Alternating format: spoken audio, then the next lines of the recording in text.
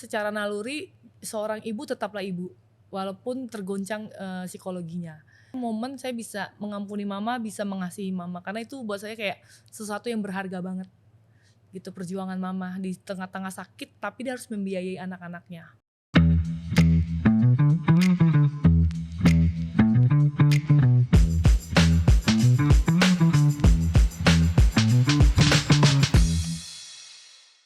Selamat datang di Forfoxa, tempat di mana ceritamu didengar dan dapat menjadi kekuatan untuk orang lain. Bersama saya Gaby, teman yang mendengarkan dalam perjalanan cerita kehidupanmu. Bersama saya hari ini ada Cynthia Yunita. Halo Cynthia, apa kabar? Halo Kak, baik, puji Tuhan Kak. Iya, aku panggil Cynthia aja ya. Boleh? Boleh. Cynthia, pertama-tama terima kasih banyak karena kamu sudah meluangkan waktu mau berbagi dengan teman-teman Forfoxa semua tentang pengalaman hidup kamu. Di Forfoxa kami yakin setiap orang tanpa terkecuali bisa sharing sesuatu, bisa sharing cerita dan pengalaman hidup mereka bisa menjadi kekuatan dan berkat untuk orang lain. Cynthia, bisa diceritakan sedikit saat ini kegiatan kamu bergerak di bidang apa? Aku bekerja di bidang pemerintahan khusus IT, khusus untuk government, khususnya di dinas pendidikan dan Dinas instansi pendidikan. beberapa instansi lainnya, tapi lebih terkhusus ke dinas pendidikan. Oh oke, jadi saat ini kamu bekerja di dinas pendidikan ya? Iya. Oke, bisa di-sharing sedikit tentang masa kecil kamu atau latar belakang keluarga kamu? Oke, masa kecil aku sebenarnya kami sekeluarga itu dulu itu termasuk keluarga yang harmonis gitu, karena papa itu lembut banget dan papa itu soft spoken ya kalau kata anak-anak zaman zaman now itu. Papa itu soft spoken, nggak banyak ngomong, dia lebih banyak bonding sama aku sih, terutama kalau papa. Jadi aku banyak banget ngobrol sama dia, aku banyak talenta yang aku bisa banyak itu dari papa. Aku bisa Oke. main gitar, nyetir kendaraan, kayak badminton itu semua, bonding sama papa. Jadi aku dapat tuh dari papa. Mama justru yang kebalikan dari papa. Mama itu otoriter tipenya dan galak banget. Jadi mama tipe yang otoriter, papa sedangkan tipe yang soft spoken. Jadi kami sekeluarga itu, aku ada 4 bersaudara, aku anak kedua, aku ada abang satu, dan 2 adekku gitu wanita.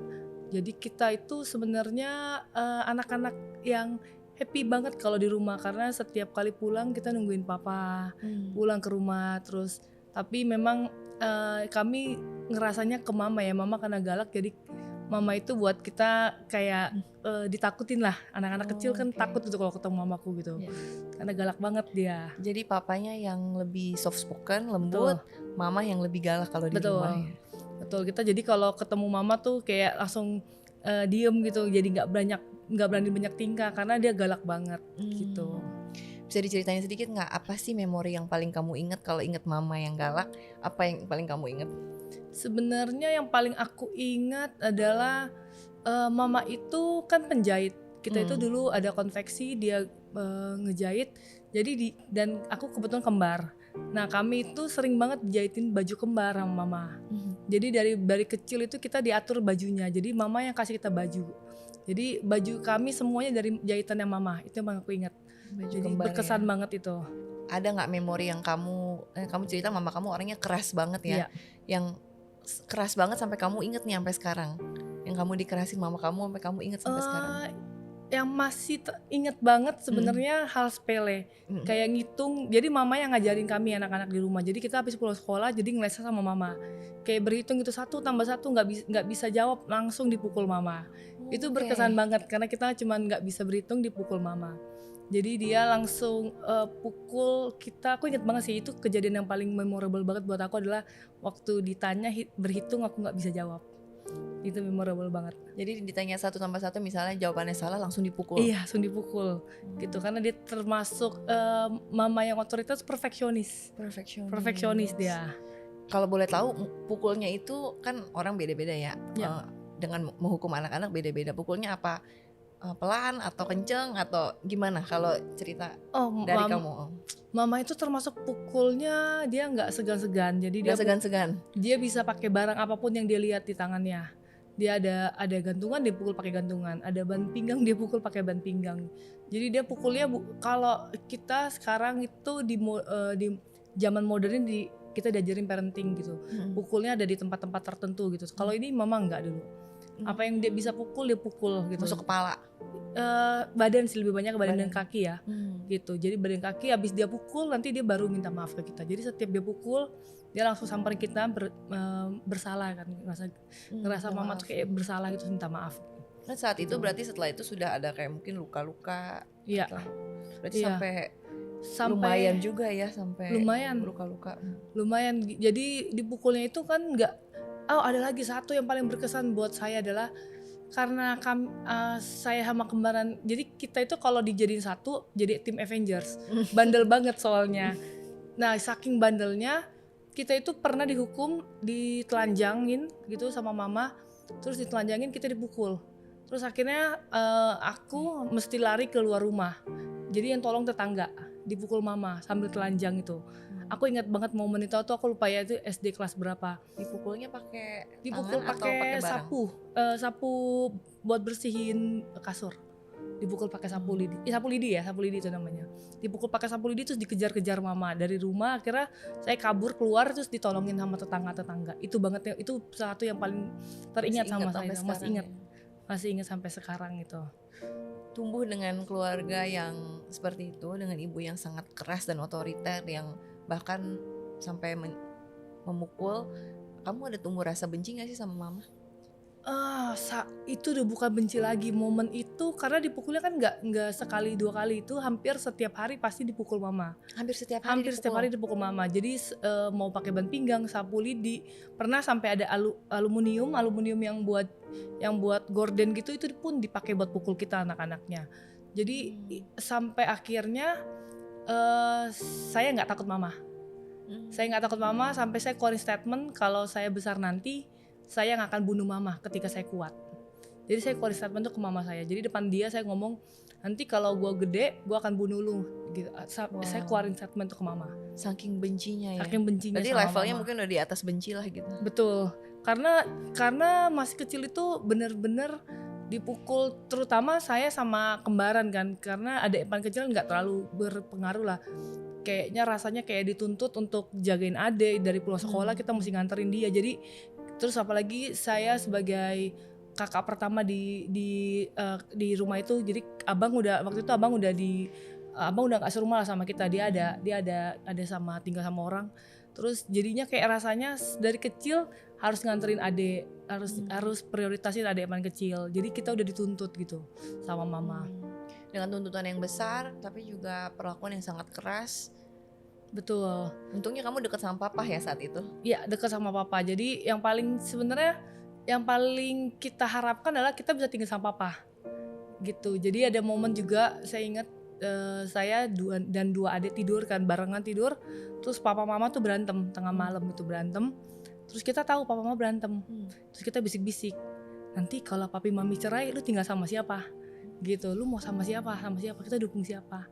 Saya ingat banget kita bertiga sepakat tinggal sama papa gitu, karena saking papa tuh paling baik soalnya buat kita, nggak pernah mukul anak sampai hari ini. Dia nggak pernah pukulin kita, nggak pernah satupun pukulin maupun berkata kasar, nggak pernah. Oke. Terus kalau mama kamu lagi pukul kamu, papa kamu apa? Diem aja atau membela?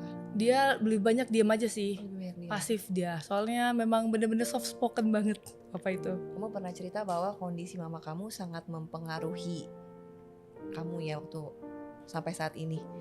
Bisa diceritakan gak sih kondisi mama kamu saat itu gimana? Betul. Jadi saya baru ngerti kondisi mama kenapa dia suka pukulin kita anak-anaknya. Jadi waktu saya ngerti itu di SMP. Ternyata dia didiagnosa skizofrenia. Nah, dia didiagnosa skizofrenia itu awal mula dia itu diajak temennya ke satu klub malam. Pulang dari situ dia langsung duduk di itu, langsung merasa semua bangku, semua lantai bergoyang. Awalnya saya juga nggak ngerti ini kenapa ya gitu ya. Tapi saya ngerti ternyata dia terdiagnosa skizofrenia. Jadi awal-awal mama terdiagnosa skizofrenia itu sebenarnya ada di perasaan itu ada satu perasaan happy. Karena dia udah nggak bisa pukul kita, dia udah nggak kuat kan, jadi dia udah nggak mungkin bisa mukul kita lagi gitu. Tapi ada satu perasaan juga, jadi campur aduk. Jadi ngerti ternyata mama itu dari dia kecil sebenarnya apa yang dia perlakukan ke kita anak-anaknya sama persis dia diperlakukan itu sama papa mamanya. Itu saya tahu 2014 saya ajak dia pulang kampung. Nah di situ semua nenek-nenek di kampung pada cerita masa lalunya mama. Jadi hari ini ya saya baru ngerti gitu. Ternyata mama itu terdiagnosa skizofrenia dan itu yang bikin dia sebenarnya waktu mukulin kita juga di dalam kondisi yang nggak stabil.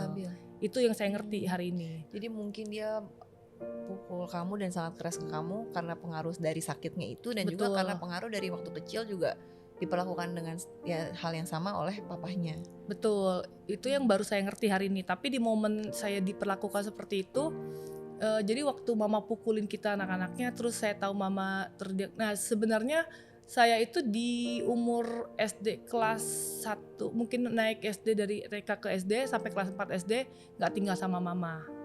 Karena itu tadi mama terlalu sadis, terlalu galak, jadinya nenek saya yang menyelamatkan saya di rumahnya dia. Jadi saya tinggal sama nenek dari papa, jadi tinggal sama mereka. Sebenarnya saya yang lebih terselamatkan. Justru malah adik kembaran saya sama abang ya, yang lebih sadis lagi diperlakukan sama mama. Tapi waktu saya tinggal sama mama, ya terjadilah momen-momen yang tadi saya ceritain di awal.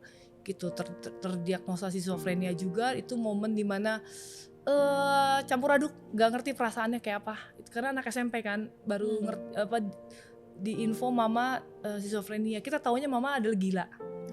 Kan karena nggak teredukasi seperti sekarang. Jadi saya taunya mama adalah gila gitu. Berarti waktu itu memang pergi ke dokter dan dokter atau psikolog gitu ya, betul-betul bilang bahwa mama kamu mengidap penyakit ini dan harus minum obat. Betul.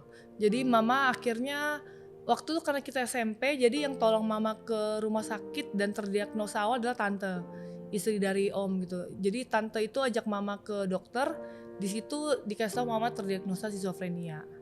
Gitu. Momen itu juga papa kan juga nggak ngerti gitu kan. Jadi papa itu bukan bawa mama ke rumah sakit, tapi papa malah bawanya ke dukun. Bawa ke dukun. Ke dukun, dia ke dukun terus ke papa kan juga percaya kayak tepekong, dia bawa ke sana modelan seperti itulah. Jadi berobatnya mama adalah dibawa ke sana sama papa. Sangat umum sih orang-orang kalau ada yang kelihatannya agak-agak beda atau kayaknya ada agak gila gitu, malah dibawanya bukannya ke rumah sakit penanganan medis, malah dibawanya ke dukun-dukun atau hal-hal yang kesannya lebih spiritual gitu ya. Betul, mungkin mama waktu itu mungkin papa dianggapnya adalah entah kerasukan atau apa gitu roh ya. Jahat ya. Kayaknya kerasukan roh jahat atau kita kan zaman dulu percayanya diguna-gunain orang gitu kan. Gitu. Jadi papa kamu pikir ini paling diguna-guna orang nih, harus bawa ke dukun. Iya. Gitu. Jadi saya inget banget gitu dibawa ke dukun, terus karena ada sesembahan juga kan di belakang rumah kan. Jadi dia taruh di dapur itu, taruh kayak kopi hitam, rokok. Nah, itu saya ngerti mama dibawanya ke dukun, bukan berobat gitu. Tapi setelah ke dukun itu tidak menyelesaikan masalah itu berarti tidak ya? menyelesaikan masalah. Jadi tetap karena lanjut seperti itu kondisinya. Tetap lanjut, bahkan parah gitu ya. Tambah mama parah. Itu pernah sampai telanjang ngamuk-ngamuk di luar rumah. Ngamuk-ngamuk tantrum gitu ya. Ngamuk-ngamuk keluar rumah telanjang, terus sampai ngerasa bilang di belakangnya ada yang gendongin dia. Jadi dia kayak halusinasi kan. Dia berhalusinasi kan. Jadi dia merasa kayak ada yang nempelin dia padahal tidak ada apa-apa. Gitu. Jadi ngamuk-ngamuk. Waktu kamu tahu ternyata mama kamu selama ini tuh bukan jahat ya, tapi karena ada penyakit skizo ini, apa kamu mulai berempati atau kamu tetap membenci? Nah, jadi waktu awal saya tahu mama skizofrenia ini, saya malah lebih nggak mau mengakui mama, karena saya malu. Jadi itu masih sekolah, mama seperti itu, jadi saya malu mengakui dia adalah mama saya. Saya nggak mau punya mama yang gila. Jadi di pikiran saya merasa seperti itu. Jadi di pikiran saya nggak mau punya mama yang kayak orang gila kayak gini. Jadi saya nggak ngaku itu adalah mama saya. Dan saya nggak pernah ngajak mama saya pergi ataupun menampilkan mama di teman-teman saya, ataupun ngundang teman-teman saya ke rumah. Karena nggak mau tahu gitu, orang lain tahu bahwa mama saya itu gila waktu itu. Jadi campur aduk. Terus juga SMP itu kan jadi kayak bingung juga mau ngapain mama seperti itu, papa juga yang nggak berdaya, nggak bisa ngapa-ngapain. Terus di rumah juga akhirnya saya jarang pulang sebenarnya. akhirnya main sama temen, nginep di rumah temen karena saya nggak mau ke rumah yang ngelihat ketemunya sama mama yang seperti itu lagi. Capek ya, karena teman-teman kamu juga tidak tahu kondisi mama kamu, Iya. jadi kamu seperti menyembunyikan Betul. kalau kamu memiliki mama yang mengidap skizo ini. Jadi kamu di depan orang lain kamu nggak mau cerita juga ya? Nggak mau cerita, jadi benar-benar jadi anak yang tertutup karena nggak mau. Jadi fasenya adalah sebenarnya mama schizofrenia kan juga ada fase-fase sebelumnya, adalah kan papa bangkrut tuh. Itu tahun 98 kita krisis moneter, papa bangkrut. Terus itu fase-fase dimana saya ngerasa mulai nggak mau cerita sama banyak orang, mulai malu dan udah papa bangkrut, terus mama schizofrenia gitu kan. Oke. Kalau cerita itu kayak berat gitu untuk ngomongin tentang keluarga. Saya pengennya orang melihat saya baik-baik aja. Itu jadi saya nggak mau orang lihat saya dikasihani karena mama gila atau papa bangkrut. Nah itu saya nggak mau. Jadi nggak pernah cerita sama siapapun. Bagaimana reaksi atau respon dari papa kamu waktu papa kamu tahu bahwa mama kamu ini mengidap penyakit skizo ini? Nah awal-awalnya papa itu kan bawa dia berobat sampai akhirnya seingatku adalah di 2008. Di 2008 itu mama itu 2003 didiagnosa schizofrenia. Jadi 2008 itu papa udah terlihat jarang di rumah. Jadi udah jarang pulang, terus sampai akhirnya ada sepupu ngomong papa membiayai orang lain. Saya pikir itu bercandaan. Biasanya karena dia dekat sama sepupu saya, jadi saya pikir bercandaan lah, bercanda. Ternyata nggak lama, saya ingat banget itu 2008, 9. Nah 2008 itu juga saya mulai, karena papa udah nggak kerja, nggak ngapa-ngapain. Akhirnya saya mulai kerja tuh kecil-kecil, mulai kerja jadi SPG kalau nggak salah waktu itu. 2009, 2010 papa benar-benar tinggalin kita sekeluarga. Waktu saya konfront papa tinggalin mama itu, saya tanya papa, kenapa papi tinggalin kita, kenapa papi ini. Jadi jawaban dia yang sampai hari ini saya masih ingat, karena saya ngomongnya benar-benar face to face di depan papa ya.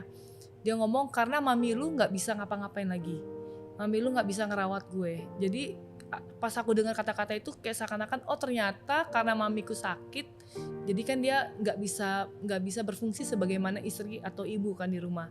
Saya juga ngelihat oh mungkin papa jadi nggak terawat. Nah dari situlah papa akhirnya nggak tinggalin kita dan benar-benar sampai hari ini ninggalin kita dan tinggal sama keluarga dia yang satunya. Berarti memilih untuk meninggalkan pada akhirnya ya. Mungkin Betul. awal-awal masih ditemenin berobat, tapi pada akhirnya di tahun 2010 ya. 2010 memilih meninggalkan keluarga dengan kondisi keluarga mama kamu masih sakit skizofrenia itu. Dan kamu apakah sudah bekerja saat itu? Sudah, itu awal-awal masih jadi SPG-an. Saya kerja di SPG furniture kalau nggak salah itu. Berarti dengan kondisi kamu masih baru-baru awal bekerja ya? Iya. Dan mama kamu juga masih sakit. Bagaimana dengan pengobatan mama kamu? Apakah papa kamu masih mensupport pengobatan mama kamu? Karena kan kalau sakit begini perlu banyak treatment ya? Iya, betul. Jadi papa itu udah nggak membiayai kami sekeluarga, dari benar-benar tidak membiayai kami, seingat saya dari 2008 itu, dari dia tinggalin udah nggak biayain.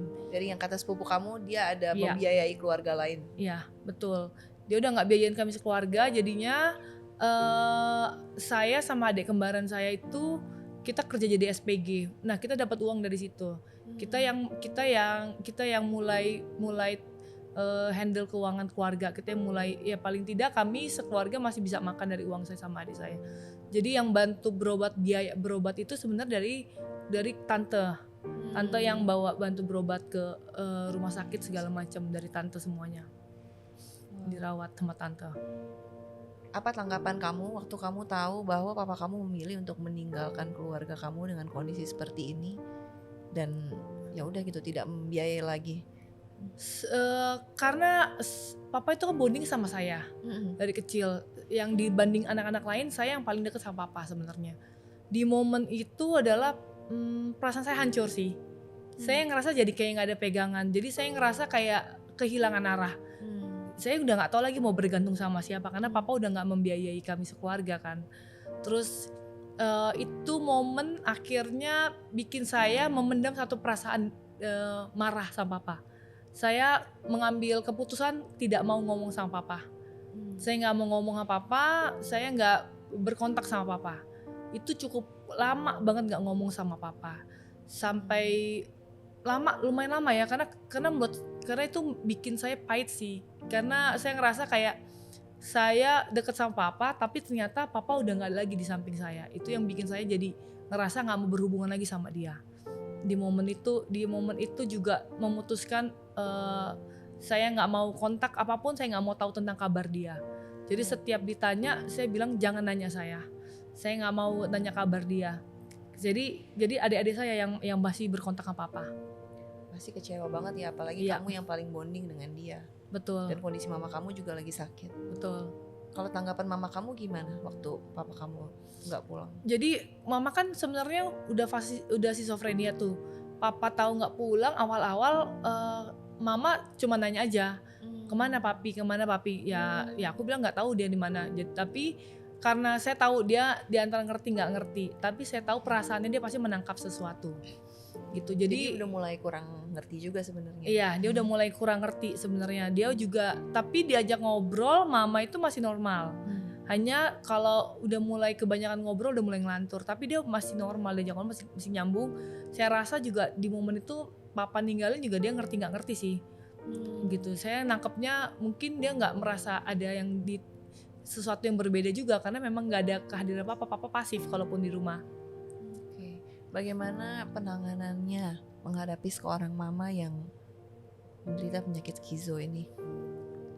Awal-awal saya berarti udah ngurus mama itu bener-bener berdua sama adik saya yang kembar itu ya. Kalau nggak salah dari umur kita 17 tahun apa 18 tahun, jadi udah ngerawat mama. Sebenarnya itu nggak mudah. Itu fase dimana kan tadinya saya nggak mau mengakui dia mama saya karena gila gitu, takut dicap orang jadi image jadi buruk gitu kan, kayak saya nggak mau. Tapi momen itu memaksa saya harus berhadapan sama mama, yang dimana juga saya pahit sama mama. Itu awal-awal fase saya ngerawat mama masih tantrum. Dia pernah mau ngelempar saya pakai gosokan gitu, bahkan dia pernah mau tusuk saya pakai pisau. Jadi setantrum itu mama. Nah, dan saya merasa temperamennya mirip mama gitu. Jadi saya fight, saya ngelawan mama. Jadi mama mau lempar saya, saya fight gitu. Jadi momen itu mama tuh pas momen tantrum itulah mama bener-bener dia pegang semua barang-barang benda-benda tajam, dia mau lempar ke saya, tapi di situ nggak jadi dilempar gitu. Dan saya tahu mama juga, saya ngerasa sih kayaknya mama juga ngerti sebenarnya di antara dia mau ngelempar sama nggak ngelempar. Tapi ada satu momen pas saya mulai fase awal terima mama itu, mama kan didiagnosa skizo 2003. Saya ingat kayaknya itu 2003 akhir atau berapa. Mama saya di momen tidak stabil pikirannya, dia bekerja. Dia sempat bekerja. Jadi itu momen sampai hari ini memorable banget, dan saya ngerasa inilah yang membuat saya bisa mengasihi mama. Ya momen ini tetap berusaha mengasihi mama. Di tengah sakitnya itu tetap berusaha bekerja. Jadi dia bekerja, bantu temennya ngejahit, dapat uang harian.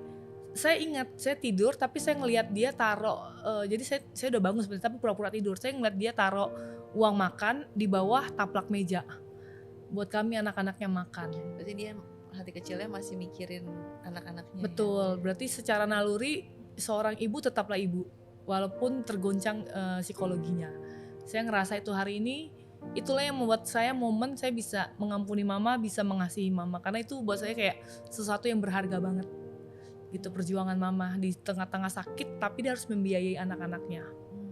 Gitu dia. Dan naluri ibu itu yang kamu bilang. Betul, ya? Saya percaya sih kita juga anak masih SMP, nggak ada yang mudah ngerawat mama seperti itu gitu. Terus saya juga yakin mama pun juga nggak ada yang mau sakit seperti itu. Jadi buat saya adalah di momen itu berarti mama sebenarnya mengerti tugasnya dia sebagai orang tua, sebagai ibu, kasih makan anak-anaknya gitu. Di momen itu bikin saya terharu sih. Dulu kan kamu sempat ada pikiran mau sampai membunuh mama yang kamu bilang di awal tadi. Tapi setelah kamu tahu mama kamu ternyata bukannya jahat tapi dia sakit karena sakit skizo ini kan. Kamu mau berubah atau bagaimana pemikiran kamu tentang mama saat itu? Jadi dari yang waktu saya terima mama nih udah mulai berdamai sama situasi saya, berdamai sama mama, mulai saya praktekin ke mama. Jadi karena saya tahu nih saya pelayanan itu bukan pelayanan sehari 2 hari. Jadi dari zaman saya youth saya udah pelayanan. Saya udah mengerti harus mengampuni, saya sudah mengerti harus mengasihi. Tapi itu sebenarnya adalah bagian tersulit waktu saya harus ngomong mengampuni mama. Jadi ngomong mengampuni, mengeluarkan kata-kata dari mulut aja tuh sulit banget sebenarnya. Jadi saya ingat mulai belajar untuk terima mama di kayaknya saya ingat waktu itu kan akhirnya kami tinggal ngekos kan. Jadi saya ngekos, saya mama sama adik-adik ngekos. Jadi itu di momen situ saya ingat 2013 kayaknya. Momen itu momen dimana saya akhirnya merasa gini, saya nggak punya papa lagi, jadi saya harus take over semua keputusan di rumah. Saya harus bisa mengasihi mama, saya harus bisa kasih makan adik-adik saya. Nah di momen itu akhirnya mulai ngelihat mama, mulai berdoa tuh ngampunin setiap hari, ngampunin terus saya pengen mama saya sembuh. Akhirnya salah satu caranya saya adalah saya undang ada tim pelayanan di gereja itu, saya undang dia untuk doain mama. Nah momen itu yang bikin saya bener-bener bisa mengasihi terima mama adalah ada satu perkataan orang ini. Jadi saya telepon kan, ini orang yang biasa menangani orang-orang ODGJ di gereja gitu, dan dia ngomong gini, percuma mama dibawa ke panti rehab kalau dari keluarga tidak ada yang mendampingi. Kesembuhan datangnya dari keluarga. Nah kata-kata itu tuh, kesembuhan datangnya dari keluarga, itu di momen hari itu langsung saya berubah. Saya nggak tahu, saya ngerasa kayak hati saya langsung berubah. Oke, apa yang harus saya lakukan? Saya harus ngomong sama diri sendiri, Cynthia harus lakukan apa ke mama. Akhirnya saya mulai komit ke mama itu untuk jadi pertama-tama karena dulu nggak pernah di rumah karena menghindari mama, kali ini kan nggak bisa menghindari karena di kosan yang sempit, saya harus menghadapi mama. Di situ momen saya akhirnya tulis di buku komitmen saya 30 menit untuk saya nemenin mama spend time 1 hari. Nah momen setiap hari 30 menit saya lakuin spend time, 1 jam mulai spend time, nemenin mama ngobrol, walaupun tetap masih kesel gitu ya, kalau mama tantrum kan juga bikin emosi kan. Tapi momen itu karena saya pengen pegang kata-kata kesembuhan datangnya dari keluarga, saya pegang harapan itu, bahwa kami sekeluarga pasti bisa bikin mama sembuh. Nah hari itu saya ingat banget, sampai hari ini saya lakuin hal yang sama, saya commit spend time. Mama secara kondisi kejiwaannya mulai stabil, jadi skala ngamuknya sudah mulai berkurang. Saat ini sudah berkurang. Sudah berkurang jauh. Karena saya tahu kehadiran keluarga itulah yang bikin mama sembuh. Jadi kata-kata itu yang hari itu bikin saya berubah. Dan ada satu momen lagi, saya ikut satu camp pembinaan wanita. Jadi camp ini di akhir camp biasanya kita ada wisuda. Nah sebenarnya saya nggak mau ikut camp ini. Saya tahu karena kalau ikut camp ini saya harus mengundang papa dan mama, dan harus bikin surat buat papa dan mama. Itu adalah satu hal yang paling berat untuk saya ngomong ke papa dan mama. Karena di rumah kami nggak terbiasa mengungkapkan bahasa kasih kami kayak I love you, itu nggak biasa. Tapi di momen itu akhirnya saya bilang oke, saya mau ikut camp ini. Tapi masih skeptis dengan campnya kan. Tapi di akhir camp ini wisuda, undang papa mama, saya tulis surat buat papa dan mama. Terus ada satu kejadian, saya harus basuh kaki papa dan mama. Itu mama saya nggak ngerti apa-apa kan, skizofrenia kan. Saya harus basuh kakinya mereka, terus saya bacain surat di depan mereka. Itu saya, papi tuh nangis, kami nangis, terus ada adik yang paling kecil. Jadi kami nangis berempat, ya kecuali mama nggak ngerti. Mama di situ masih ketawa-ketawa aja karena nggak ngerti. Tapi saya tahu di hati saya akan bacain surat yang saya tulis. Saya tahu, saya percaya bahwa hatinya mama akan mengerti apa yang saya tulis. Saya bacain di situ, ngubah semua pandangan saya ke mama, pandangan saya ke papa, terutama ke mama ya. Itu ngubah semuanya. Akhirnya saya bisa mulai belajar bisa peluk dia. Tadi saya nggak bisa peluk. Mama pun sampai hari ini, yang tadinya saya terbiasa peluk, sekarang pun sampai hari ini mama nggak terbiasa saya peluk ataupun nggak terbiasa saya cepika-cepiki. Itu saya benar-benar yang nggak pernah saya lakuin akhirnya. Itu dia. Jadi waktu kamu membasuh kaki mama dan papa kamu, saat itu kondisi keluarga sebetulnya belum membaik? Belum. Jadi papa tetap masih sama keluarganya yang satu, mama tinggal sama aku. Jadi momen itu sebenarnya adalah mama, jadi aku kan tinggal sama dede yang kembar sama yang kecil. Jadi sebelum di momen itu juga sebenarnya ada satu yang saya lupa ceritain juga ya. Adik saya menikah, yang kembaran saya. Jadi saya ingat banget 2019 dia menikah. Dia menikah di usia muda. Terus itu yang bikin saya sebenarnya jadi anak, saya bukan bilang anak yang kuat sebenarnya. Jadinya karena terbiasa ditinggalin sama papa udah tinggalin, mama nggak berfungsi, terus kembaranku juga yang tadinya temenin aku, teman buat diskusi, ngambil keputusan, akhirnya dia married. Nah di situ saya ngerasa nggak kehilangan siapapun, nggak ada siapapun.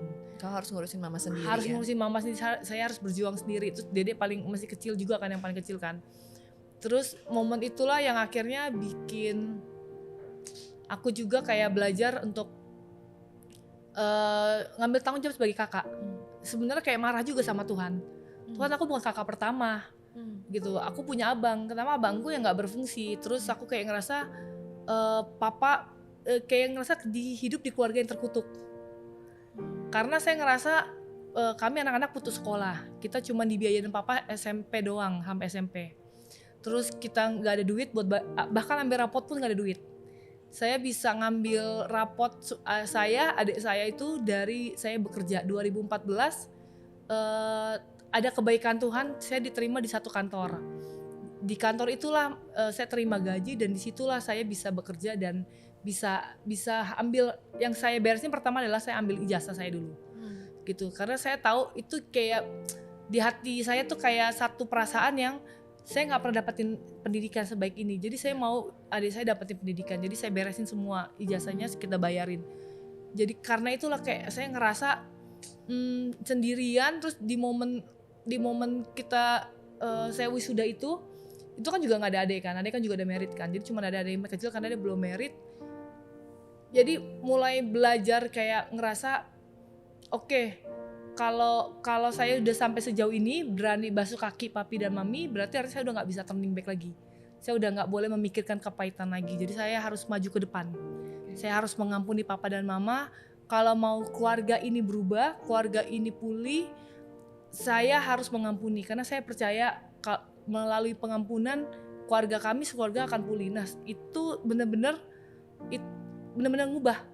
Waktu saya ngampuni papi dan mami di wisuda itu, secara ekonomi kami keluarga berubah. Kita semakin jauh lebih baik gitu dengan pekerjaan saya.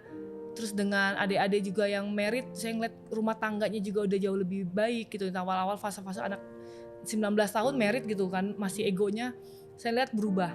Jadi saya merasa gini, kalau di dalam satu rumah gak ada yang mulai mengambil tindakan perubahan, gak ada yang berubah. Makanya momen basuh kaki itulah saya pakai untuk momen oke, saya mau sungguh-sungguh berubah. Dan di keluarga kamu berarti kamu istilahnya tuh superwoman-nya lah, karena kan mama kamu dengan kondisi sakit, papa kamu meninggalkan keluarga, adik kamu sudah menikah dari usia 19 tahun, yang adik kamu yang lain masih kecil. Jadi kamu yang harus berusaha sendiri, dan kamu memulai itu dari mengampuni. Meskipun kondisi keluarga belum membaik dan meskipun belum ada yang berubah, tapi kamu tetap mengampuni. Itu langkah yang sangat luar biasa sekali menurut saya. Jadi saya ingat di hati kecil saya ada satu perkataan gini, Cynthia, sekalipun papi dan mami tidak bersatu, gak balik ke rumah lagi, tapi saya tahu hatinya papi sudah berubah. Tapi yang sebelum itu terjadi, saya ngomong gini sih, saya berdoa sama Tuhan. Tuhan, aku tahu keluargaku nggak berubah nih, situasi masih sama, papi masih di sana, mami sama aku. Tapi Tuhan ajar aku untuk Tuhan ubah hatiku supaya aku bisa melihat papi dengan cara Tuhan, bukan cara aku lagi. Gitu. Karena aku ngerasa Tuhan sebenarnya gampang ngubah situasiku. Bisa aja papi balik, karena aku ingat banget 2021 kan baru bisa ngomong sama papi nih. Baru bisa ngechat papi, baru bisa ngobrol. Di 2021 itu aku ngomong gini sama papi di chatku. Papi, segala kutuk yang udah aku sampaikan ke papi. Waktu itu aku ngutuk papi, kalau papi meninggal, papi mati, papi dikubur, aku tidak akan kuburin, aku tidak akan menangisi kuburan papi gitu. Jadi aku udah keluarin perkataan itu waktu papi tinggalin kami sekeluarga. Di 2021 itu aku chat lagi ke papi, aku mengampuni segala tindakan yang papi lakukan, aku mencabut segala kutuk ke papi. Papi, kalau papi mau kembali ke rumah, kami sekeluarga sudah siap menerima papi. Kami nggak akan melihat papi seperti papi yang dulu lagi. Dan di ending saya ngomong chat itu, saya mengasihi papi. Walaupun papi nggak balas sampai hari ini, tapi saya tahu pesan itu tersampaikan di hatinya dia. Jadi hari ini yang mengubah saya bukan situasi saya, tapi saya ngerasa hati saya yang berubah ngelihat papi dan mami hari ini, bisa mengasihi mereka. Seperti yang kamu bilang, jadi melihat segala sesuatu dari lensanya Tuhan yang kamu bilang tadi. Betul. Jadi lebih dengan kasih dan lebih dengan yakin dan percaya bahwa sesuatu berubah meskipun kondisinya belum berubah. Betul. Itu yang saya yakini, karena saya kayak berpikir Tuhan itu adalah Tuhan yang maha besar. Kalau dia mau ubah situasi saya, dia bisa ngubah situasi saya. Dia bisa ngubah papi dan mami bersatu, dia bisa ngubah kami anak-anak jadi lebih pulih. Saya percaya itu, tapi terlebih lagi Tuhan gak concern mengubah situasinya. Sebenarnya Tuhan yang paling concern adalah mengubah hati saya. Tuhan paling tahu hati saya. Kalau saya percaya sih, kalau Tuhan gak ubah hati saya, mungkin hari ini saya gak jadi pribadi yang jauh lebih dewasa. Mungkin saya gak jadi pribadi yang lebih bertanggung jawab dengan situasi saya. Justru pengalaman itu membuat kamu jadi seseorang yang kuat seperti sekarang ini. Pembentukan karakter ya. Betul. Dan pembentukan iman kamu juga. Betul. Yang kondisi ini bawa saya sebenarnya jadi jauh lebih hari ini apapun yang papi saya lakukan, apapun yang papi dan mami saya pernah lakukan di masa lalu, gak pernah saya ingat. Sekalipun itu teringat, itu buat saya adalah satu kenangan, ucapan syukur. Saya bisa melalui masa-masa kecil yang buat saya adalah masa kecil yang terkutuk itu. Gitu. Hari ini saya udah nggak jadi pribadi yang terkutuk itu, tapi jadi pribadi yang diberkati Tuhan. Jadi masa kecil kamu yang sulit itu, kamu udah mengampuni semua ya saat ini. Sudah mengampuni, dan pengampunan itu kan bukan perasaan. Pengampunan itu adalah satu keputusan. Jadi waktu saya memutuskan mengampuni, untuk berdoa, Tuhan aku mengampuni papi dan mami, saya ngomongin semua tindakan di mereka, itu tuh mulut sampai bergetar, sampai gak bisa ngomong, sampai akhirnya bisa terus-terusan saya lakuin setiap malam. Tuhan saya mengampuni papi dan mami, sampai hari ini akhirnya perasaan saya udah gak ada perasaan tersakiti lagi. Saya bisa mengasihi papi dan mami, bahkan komitmen saya sama mami adalah saya mau merawat mami dan mami itu setiap hari saya ngomong, saya suka isengin mami sayang sama aku nggak? Dan aku selalu bilang sama mami, Mom I love you, Mom I love you. Dan itu sekalipun dia nggak ngerti, dia suka jawabin juga iseng juga, enggak gue nggak sayang, tapi saya tahu dia mengasihi saya. Dan sampai hari ini yang tadinya saya orang kaku, saya ini kalau mau di flashback lagi, saya ini preman. Jadi masih kecil karena kondisi keluarga gitu, saya preman, jadi suka berantem. Hari ini saya yang kayak preman Tuhan ubahin. Itu karena saya percaya, karena pengampunan saya sama papa dan mama. Kalau ingat masalah yang lalu-lalu, masih ada gak sih yang masih sulit untuk kamu lepaskan? Atau masih sulit untuk kamu terima, misalnya kondisi mama kamu? Pernah gak berpikir, kenapa aku sih punya mama yang seperti ini? Pernah banget. Aku pernah sebenarnya kayak pernah marah sama Tuhan. Sampai akhirnya nggak mau berdoa lagi sama Tuhan. Kayak Tuhan, capek aku berdoa buat papi dan mami nggak pernah berubah. Tuhan juga nggak pernah sembuhin mami. Mami tetap schizophrenia, mami tetap gila, mami tetap ngamuk-ngamuk. Bahkan sebelum saya bawa dia berobat, mama itu di rumah masih telanjang, nggak mau pakai baju. Jadi saya ngerasa kayak Tuhan kok kayak saya ngerasa gini, Tuhan aku udah lakuin pelayananku. Aku udah banyak lakuin pelayananku dari aku zaman youth. Dari aku kecil aku sudah melayani Tuhan. Kenapa Tuhan gak jawab doa aku? Sesimpel aku berdoa untuk memulihkan papi dan mami. Sesimpel deh, Tuhan pulihin mami deh, papi gak usah deh, gak apa-apa, aku bilang gitu kan. Tuhan kenapa gak jawab? Itu aku pernah kecewa. Dan bahkan aku yang lebih marah lagi sama Tuhan, karena kenapa Tuhan aku gak bisa sekolah. Gitu. Itu yang bikin aku kayak marah sama Tuhan adalah karena aku nggak bisa sekolah. Udah marah sama Tuhan nggak bisa sekolah, papi mami seperti itu, mami schizofrenia itu kayak kayak istilahnya tuh kayak udah jatuh tertimpa durian, tertimpa lagi sama tangga. Itu yang saya rasain sih di momen itu. Tapi hari ini nggak ada lagi, saya ingat. Hari ini momen itu waktu saya ngomong seperti ini pun di hati saya yang terasa adalah ada belas kasihan buat papa dan mama. Gitu, untuk bisa mengasihi mereka. Gitu. Saya rasa untuk mengampuni dan mengasihi itu bukan satu keputusan 1-2 hari atau 1 tahun atau 2 tahun. Saya rasa itu seumur hidup saya. Proses seumur hidup saya untuk terus ngampuni, untuk terus bisa mengasihi papi dan mami gitu. Karena saya rasa setiap hari pasti ada celah untuk saya tidak mengampuni papi dan mami kalau saya mengingat masa lalu. Jadi harus keputusan dengan sadar tiap hari aku harus mengampuni seumur hidup terus begitu. Betul. Ya. Meskipun keadaannya tidak berubah. Betul. Atau belum berubah. Betul. Karena saya percaya jadi saya pernah memvisualisasikan kalau papi dan mami bersatu, apakah saya punya respon hati seperti ini? Saya rasa saya belum tentu punya respon hati seperti ini. Saya rasa belum tentu saya diubahkan sejauh ini. Tapi saya lihat kondisi keluarga saya seperti ini adalah satu momen Tuhan memang bawa saya ke sini untuk ngebentuk karakter saya. Kalau enggak saya udah benar-benar jadi preman. Saya tukang pukulin, jadi tukang ribut, tukang pukulin orang gitu. Jadi di zaman SMP suka tawuran. Jadi ini benar-benar untuk pembentukan hati kamu. Betul. Sehingga kamu bisa menjadi orang yang seperti sekarang ini. Betul. Dan sangat-sangat dewasa rohani dan pikiran yang sangat dewasa. Betul. Dalam menanggapi dan meresponi masalah hidup. Iya, jadi saya ngerasa jauh lebih dewasa karena jauh lebih tenang sih, tepatnya jauh lebih tenang. Saya ngerasa hari ini bisa meresponi segala sesuatunya dengan lebih wise lah, dengan lebih bijak sebelum meresponi apa yang harus saya lakukan. Cynthia, terima kasih untuk sharing kamu, cerita kamu sangat-sangat menginspirasi. Karena saya yakin mungkin di luar sana banyak orang yang punya orang tua dengan gangguan-gangguan jiwa yang mungkin juga mereka bingung bagaimana menghadapinya, bagaimana meresponinya. Apakah saya harus seperti kamu dulu menyembunyikannya? Kamu ada gak sih pesan-pesan untuk mereka yang mungkin saat ini sedang mengalami kondisi seperti kamu saat itu? Oke, aku mau kasih pesan yang sama untuk diriku dan untuk teman-teman yang mendengar atau nontonin podcast ini. Teman-teman di luar sana gak sendirian.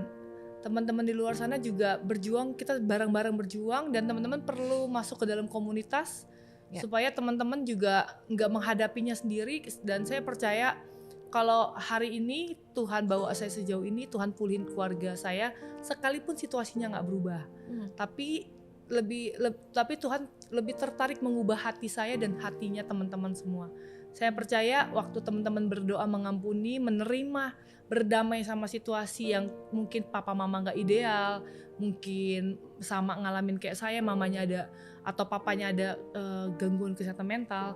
Tapi waktu teman-teman di luar sana mau menghadapi, mau menerima, berdamai sama situasi ini, saya percaya Tuhan akan bawa teman-teman semua dipulihkan yang gak pernah teman-teman akan pikirkan. Yang penting teman-teman setia, teman-teman taat, teman-teman terus mengasihi keluarga kita. Itu pesanku untuk teman-teman lainnya. Oke, Cynthia, terima kasih banyak tuh waktunya. Saya pribadi sangat-sangat bersyukur kamu bisa sharing cerita ini dengan teman-teman Forfoxa semua, karena sangat tidak mudah yang kamu alami, masa kecil yang berat, dan saat kamu sudah dewasa pun kamu harus menjadi orang yang merawat orang yang dulu kamu benci. Tapi ternyata orang ini adalah sakit dan kamu bisa menerima semuanya, mengampuni semuanya, bahkan ketika orang-orang terdekat meninggalkan kamu tetap mengarahkan diri pada Tuhan dan selalu meresponi dengan hal yang positif. Ini tidak mudah menurut saya. Kamu orang yang sangat hebat karena kamu bisa melewati itu semua dengan respon yang sangat positif. Terima kasih untuk waktunya sekali lagi. Terima kasih untuk sharing ke kita semua. Kadang yang berubah lebih dulu bukan keadaan, tetapi hati kita. Dan dari sanalah semua perjalanan pulih itu dimulai. Terima kasih untuk waktunya, Cynthia Yunita. Terima kasih untuk teman-teman semua. Terima kasih sudah mendengarkan. Saya harap cerita ini dapat mendatangkan kekuatan. Sampai jumpa di episode Forfoxa berikutnya. 'Cause your voice matters.